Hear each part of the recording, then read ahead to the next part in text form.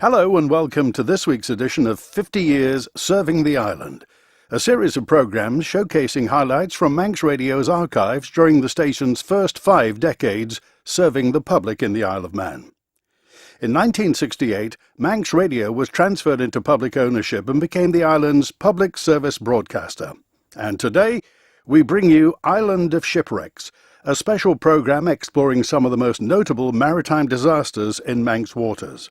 Written and presented by Ian Cottier, it was first broadcast in 1988. The bold and rugged coast next demanded our attention, as even at a league's distance it seemed to threaten us with approaching ruin. In some places it sunk into deep and gloomy caverns, and in others was overhung with frowning precipices, while the solitary screeches of the sea mews united with the wildness of the scenery to fill the mind with an awful melancholy.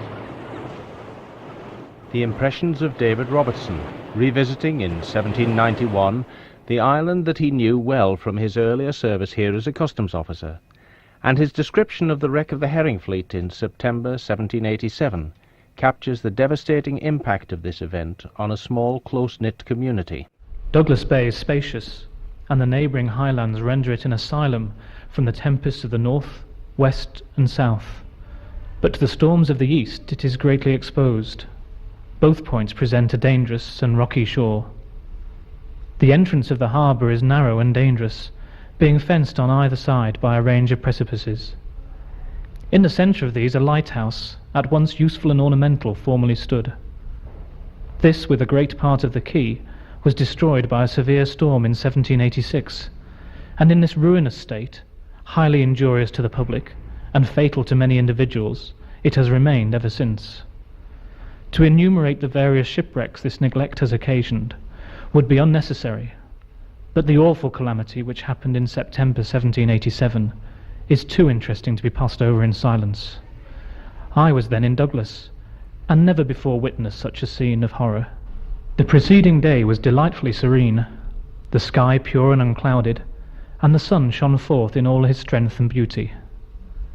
In the morning about 400 fisher boats appeared in the bay and harbour, deeply laden with herrings to the amount of £5,000. Gladness smiled in every eye, and the song of mirth gave new energy to labour. The earlier part of the day was passed in unlading the boats, and the remainder devoted to festivity. The herring ground was then off Clayhead and Laxey, about 3 leagues from Douglas. In the evening, when the boats again sailed thither, there were no indications of a change in the weather. But at midnight, a brisk equinoctial gale arose, and the fishermen, impelled by their usual timidity, fled to the harbour of Douglas for refuge. On the ruins of the lighthouse is fixed a slender post, from which is hung a small lantern. This wretched substitute was thrown down by one of the first boats in its eagerness to gain the harbour. The consequences were dreadful. In a few minutes all was horror and confusion. The darkness of the night, the raging of the sea, the vessels dashing against the rocks, the cries of the fishermen perishing in the waves, and the shrieks of the women ashore imparted such a sensation of horror as none but a spectator can possibly conceive. When the morning came, it presented an awful spectacle. The beach and rocks covered with wrecks, and a group of dead bodies floating in the harbour. In some boats, whole families perished. The shore was crowded with women, some in all the frantic agony of grief, alternately weeping over the corpses of father, brother, and husband, and others sinking in the embrace of those whom a moment before they imagined were buried in the waves. But if the wreck of the herring fleet is by far the most emotionally charged of Manx shipwrecks, it still is only one of thousands which must have taken place around our shores from Viking times and even earlier. I asked Anne Harrison, librarian and archivist of the Manx Museum, how far back the records really did go. I've been able to find you the first wreck in 1418. That's a long way back. Yes, it's 600 years almost. What kind of ship was it, and what were the circumstances? Well, it's not awfully clear, but I'll read it, shall I?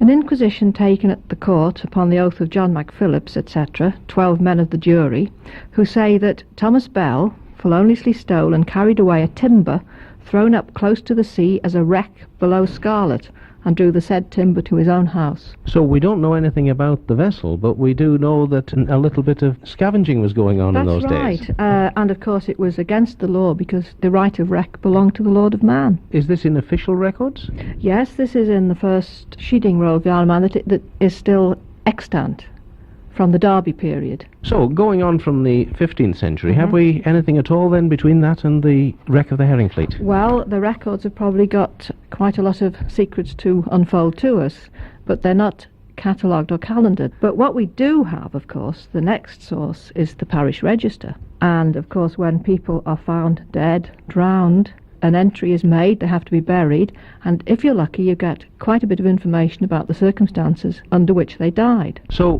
where do our parish registers take us to then? The 1418 wreck was at Scarlet, and that, of course, is a very difficult coastline, and that's where there was an awful lot of disaster, I think, over the years.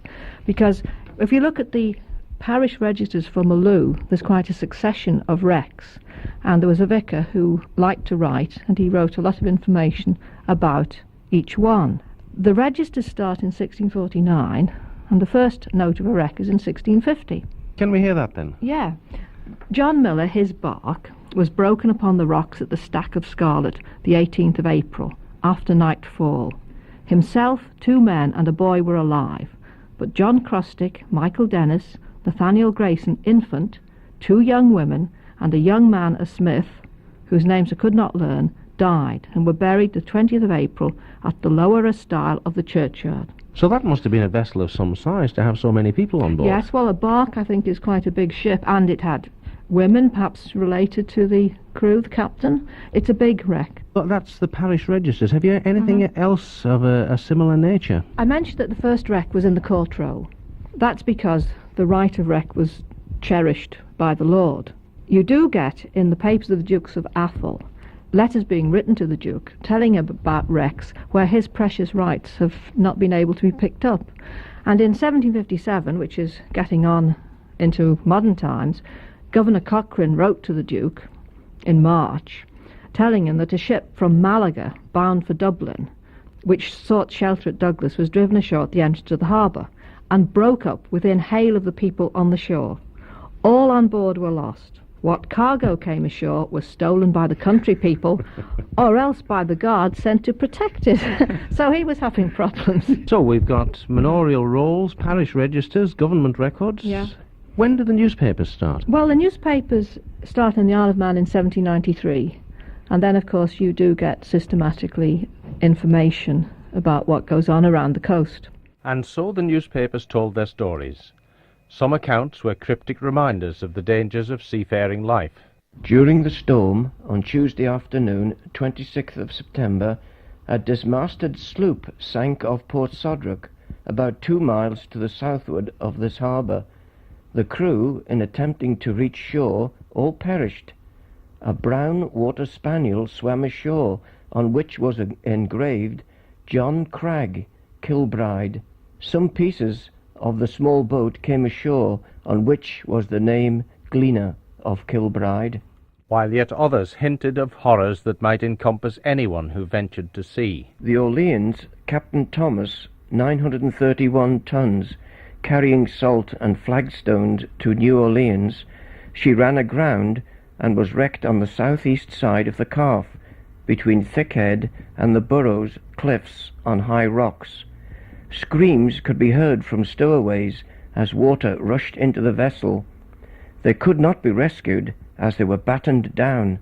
The hull was later seen to float out to sea. One of the best documented of Manx shipwrecks is that of HMS Racehorse, lost on Langness in December 1822. Brian King has been involved in much of the underwater archaeology that has taken place on the wreck, but it was about the circumstances of her loss that he told me first. She had been sent up from the south of England to tow the wreck of the Vigilant back, which had gone on Conister shortly before, or previously, and she had arrived off Holyhead and picked up the pilot and headed from there for the Isle of Man. At 5 o'clock she sighted the light on the calf, and the pilot and the sailing master were undecided at this stage how many points to steer to the northeast, disagreed about it, and eventually more or less split the difference. However, at 5:20 they saw lights, which they took to be the light of Douglas Pier Head. Assuming they were in Douglas Bay at this stage, all the sails were ordered to be taken down and the anchor ready to be dropped. And in the process of this, one of the lookouts spotted breakers. Before they knew what had happened, they were actually swept onto the Scranes Rock at Langness, which they had mistaken for Douglas, the bay, and the outgoing tide had swept them back onto the rocks. And it was at this stage, with the sea sort of going fairly heavily, in the sense there was a heavy swell. There wasn't a gale at this stage, but there was certainly reference to the beating up and down on the rocks, and there was great difficulty in launching the boats because of the heavy swell. 2 boats were stove in by the swell, and one of the cabin boys was drowned in the act of getting into one of them.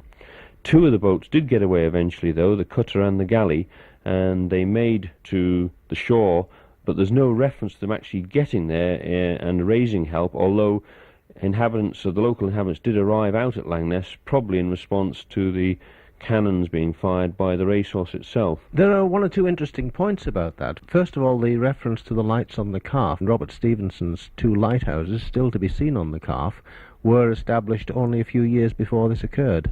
It's interesting that in fact they had the one light there for a bearing. They were obviously used to, or the pilot was used to, using this as a bearing point, but obviously the discrepancy in their sailing from then on led to the disaster. Another point that strikes me is that the elapsed time between sighting the calf lights and assuming they were off Douglas suggests that they had only a rather rudimentary idea of what the distance was. Yes, the time of 20 minutes. I mean, it would take a speedboat that long, a modern speedboat that long, to get from the calf to Castletown Bay. But whether it just says the reference was to lights, they saw lights which they took to be Douglas Pier Head. Now, whether they were still some way off when they saw that at 5:20, we don't know. There's no actual reference to the exact time that she struck the rocks.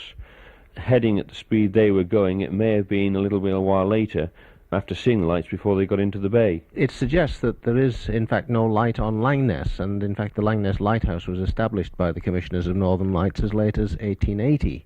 But what light then had they seen? Well, what was found out after was a Captain Thompson had lived out at Scarlet House and had died shortly prior to the wrecking, and they were having a wake, and there were so many lights there that it was these lights which had misled the pilot to thinking he was in Douglas Bay. The reference that you made earlier on to the cutter and the galley getting away, they took 40, 50 men away. What was the total complement of the racehorse? Just over 100 men, including some Marines who were on board. So the state of the remaining 50-odd must have been a fairly dangerous one. Yes, it must have been. There's no reference to actually where the 2 boats that did get away did land.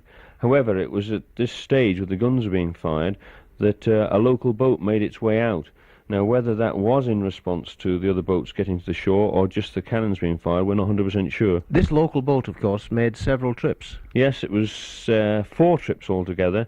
First 3 it made perfectly safely, and it refers to landing the survivors in a small gully.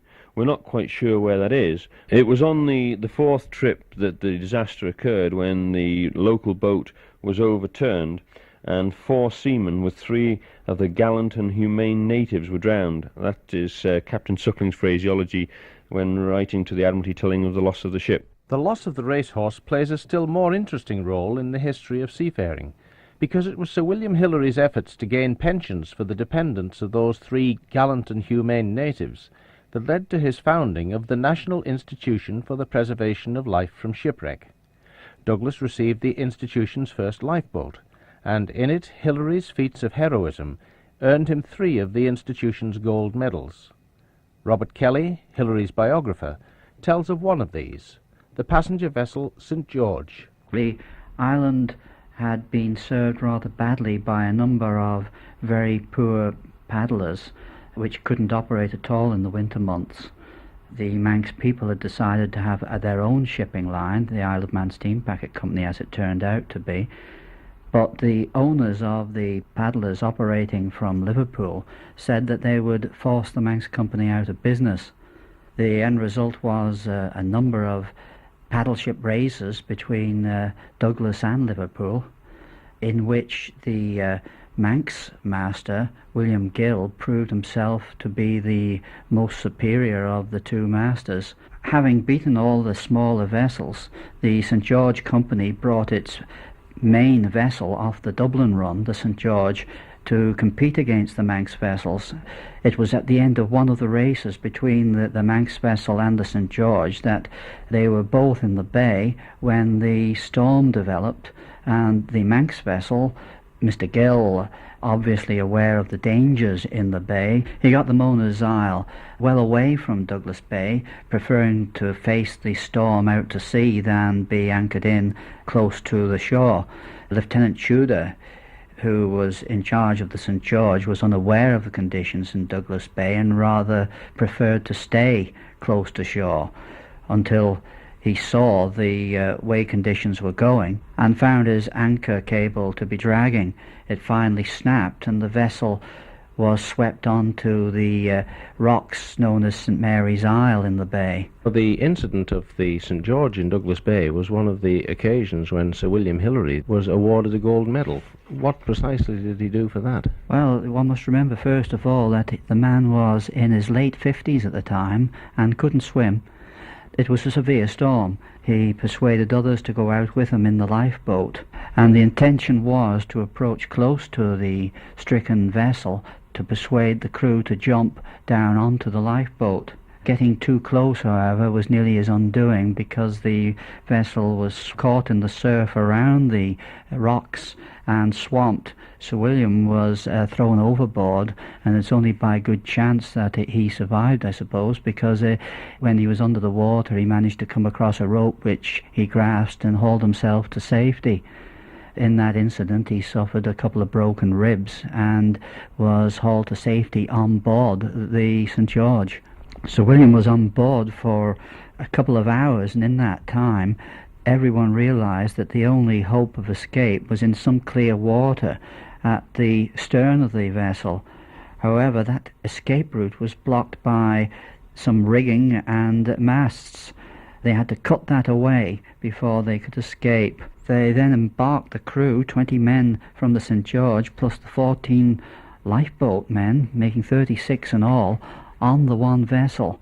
They had to lower themselves on ropes to her. They pushed off. Unfortunately, a large wave came across and it was almost their undoing yet again, but it must have been a large one, for it carried the entire lifeboat across the rocks to the other calmer side and safety. Everybody was there, nobody had been lost at all. No doubt experiences like this gave Hillary a healthy respect for the dangers of Douglas Bay.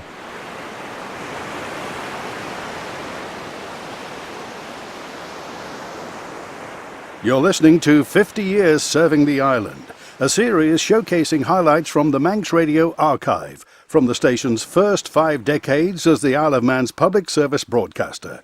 Today we bring you Island of Shipwrecks, a special programme exploring some of the most notable maritime disasters in Manx waters.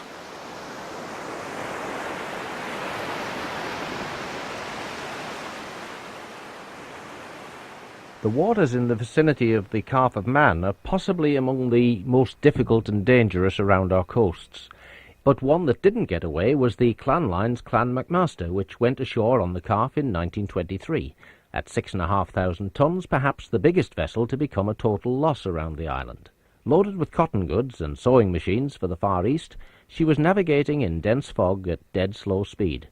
Exactly the conditions, as Teddy Cotton confirmed, in which a vessel is most at risk in an area of such strong tides.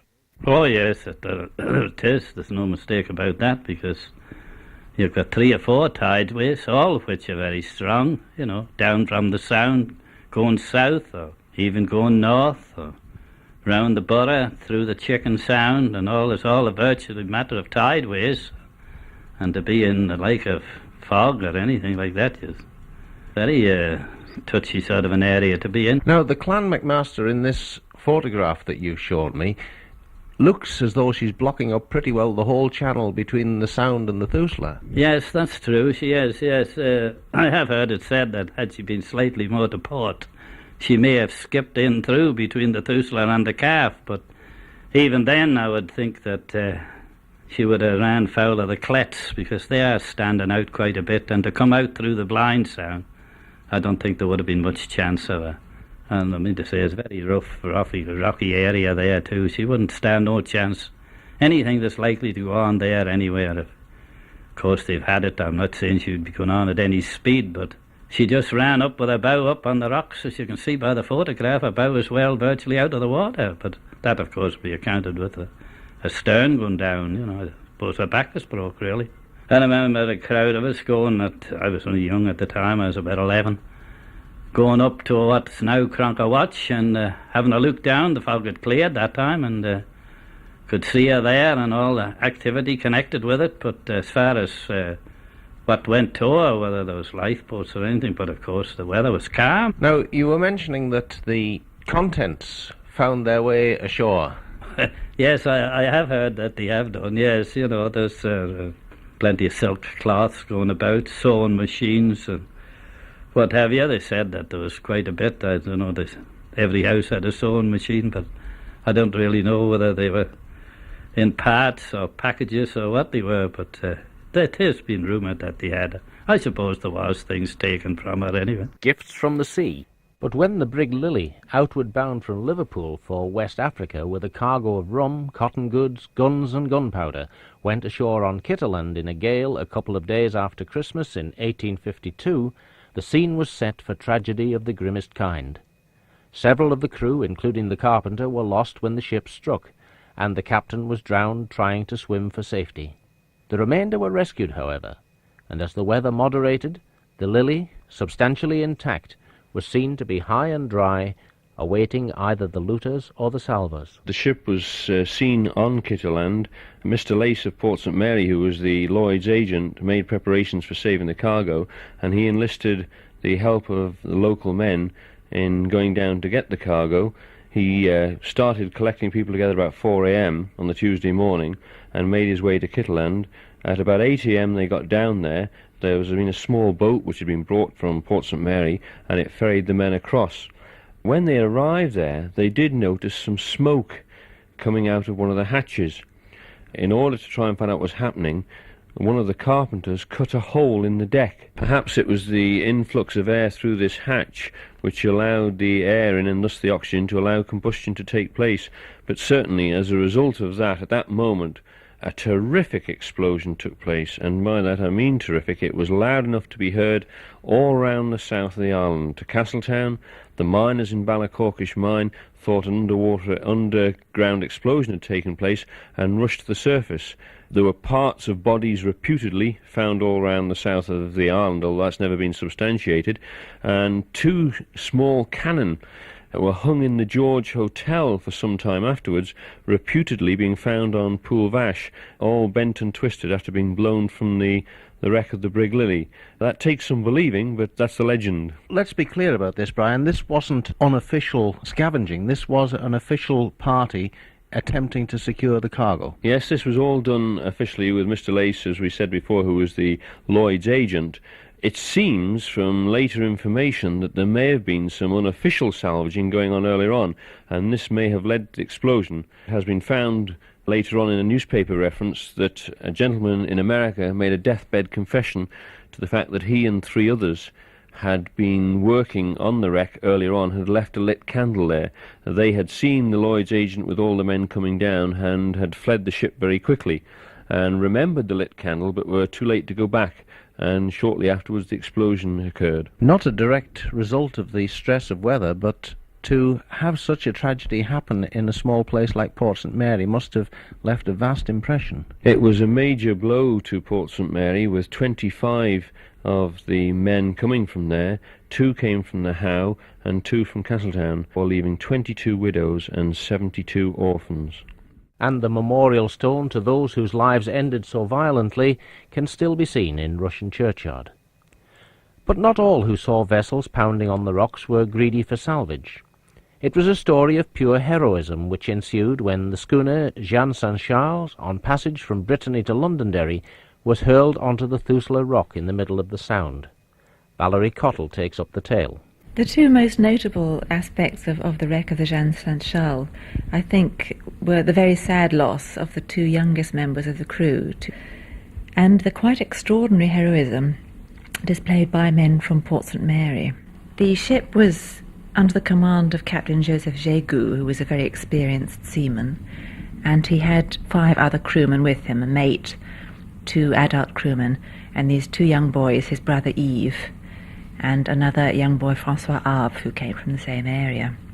They ran into very stormy conditions, and the boat was damaged. They took in a heavy sea, which smashed the hatch over the accommodation area, and that was flooded. A couple of days later, the mizzen boom broke, and then as they came up towards the Isle of Man, this was fairly late at night, they saw the lights on the Calf of Man. It was stormy. The captain decided to luff up and drop anchor, but he did so only a few hundred feet from the shore.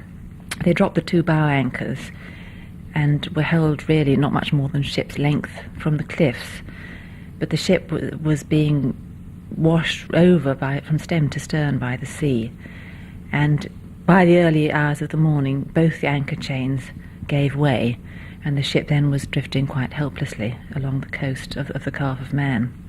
The wind and the currents were so strong that they didn't even have time to ship their oars before both the longboat and the Jeanne Saint-Charles herself were swept onto the Thuzla rock.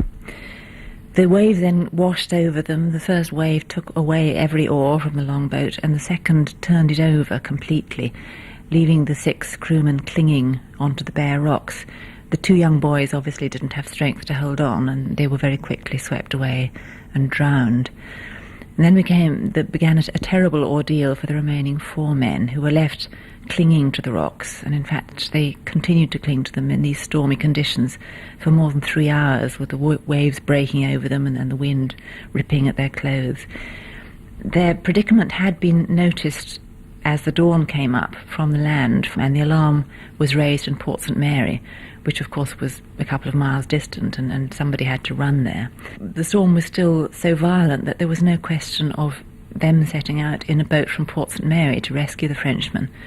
So what they did was something quite extraordinary. They set out to carry a hefty rowing boat all the way from Port St. Mary up the How, which, as you know, is very steep, and over Craignish and down to the Sound to launch it from there. This first boat was carried carried by its crew of 5 men. They got it down to the Sound, they launched it, but the current was so violent that they were swept right past the Thuzla rock with no chance of rescuing the Frenchmen, and to save their own lives they had to land on the Calf. This experiment was then tried a second time. A second boat was carried up from Port St. Mary. They launched their boat into this maelstrom of a sea, still hearing the cries of the Frenchmen from the Thuzla rock, and by some miraculous chance they managed to snatch all 4 men from the rock as they were swept past, and in turn they were then all carried over to the Calf. Pure heroism indeed. Next time you visit the Sound, particularly if it's a stormy day on a high spring tide, have a look at the cross in the cafe car park, the memorial to this rescue. Then look out at those turbulent waters and marvel with T.E. Brown at what the pluck of men can do. This programme is dedicated in appreciation and gratitude to the organisations and services whose work makes our coastline safer. The men of the Lighthouse Service, the crews and shoreside support of the Royal National Lifeboat Institution, and the officers and volunteers of Her Majesty's Coast Guard and Coast Rescue Units.